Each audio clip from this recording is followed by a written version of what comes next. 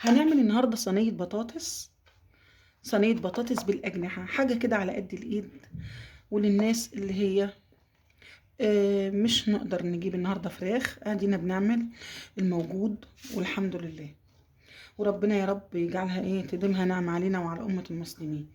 يلا حبايبي، كده معايا هنا كيلو بطاطس، معايا هنا بصلتين شرايح، معايا هنا كيلو اجنحه غسلتها كويس وبالملح والليمون والخل وخليتها بالشكل ده. معايا هنا نص كيلو طماطم زودتهم كده كوبايه ميه. معايا هنا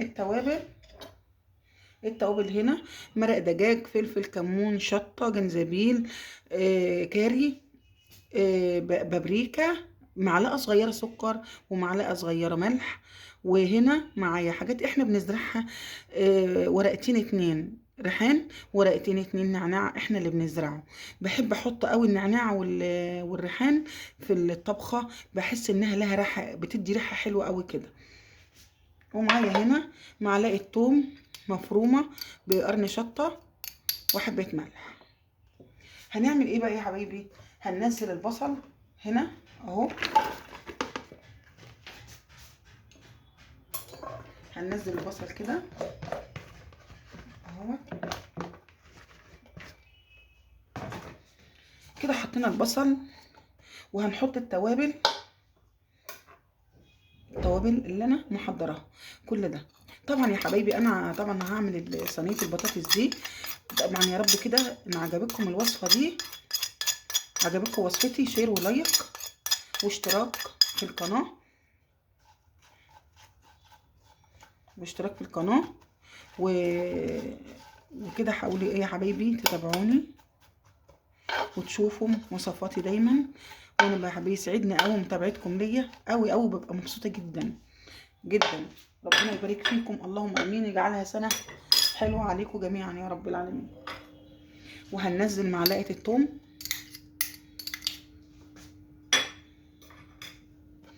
بنتبل كل الحاجه دي كده مع بعضها كده مع البصل كده مع بعضه اهو، زي ما انتم شايفين الجمال ده.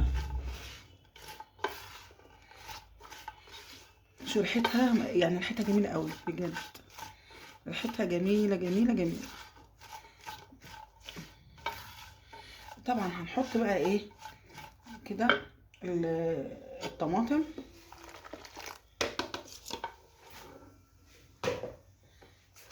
نحط الطماطم اهيت. معلقه السكر دي يا حبايبي في معلومه حلوه قوي، بتقلل الحموضه من الطماطم. ما تخليش يعني ما تخليش الانسان ان هو بياكل ما يحسش ان في حاجه في زوره او في معدته بالمعنى الاصح فيها حرقان. فمعلقه السكر الصغيره دي بتقلل الحموضه من الطماطم. دي معلومه كويسه قوي، انا والله سمعتها من دكاتره كتير ان معلقه السكر دي لابد عنها انها تبقى محطوطه في وسط الاكل، يعني تتحط في وسط في الطبيخ مع معلقه الملح، بتواظب الطبخه بصراحه. هنحط هنا برضو، هنحط بقى هنا معلقتين السمنه.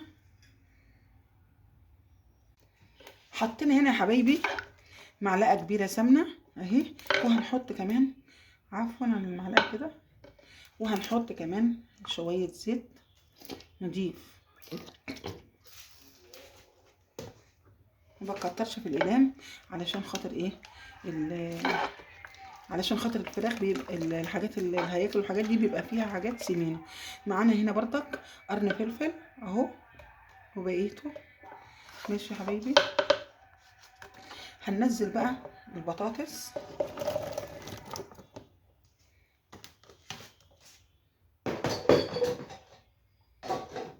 هنقلب بقى كده حبايبي كده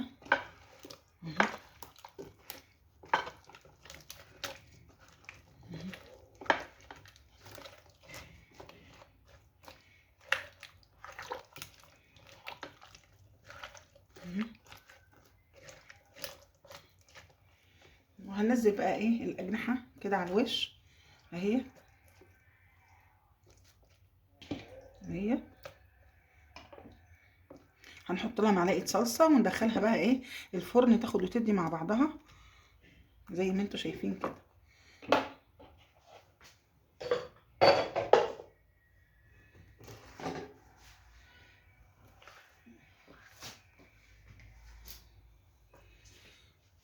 كده يا حبايبي هدخلها بقى الفرن، احط على وشها معلقه الصلصه وادخلها الفرن، ولما يطلع اوريهولكم ان شاء الله. خلاص يا حبايبي معاكم البطاطس زي ما انتوا شايفين كده الجمال ده، شايفين يا حبايبي؟ بسم الله ما شاء الله. يا رب يا حبايبي يعجبكم وصفتي. وزي ما انتوا شايفين الجمال ده، هنحط كده ليمونه وكده معاها عود نعناع. يا رب تعجبكم وصفتي يا حبايب قلبي. جزاكم الله خير على المتابعه. تعالوا كده اما نشوف البطاطس استوت ولا لا. هنشوف كده البطاطس استوت. شايفين يا حبايبي؟ اتهرت مش استوت. شايفين؟ ادي البطاطس. عايزه اطلعها لكم بحالها كده عشان تشوفوا. شايفين استوت جميله ازاي؟ ما شاء الله. وبرده الفراخ زي ما انتم شايفين كده استوت اهي. شايفين؟ ما شاء الله. يلا حبايبي جزاكم الله خير على متابعتكم ليا. شكرا.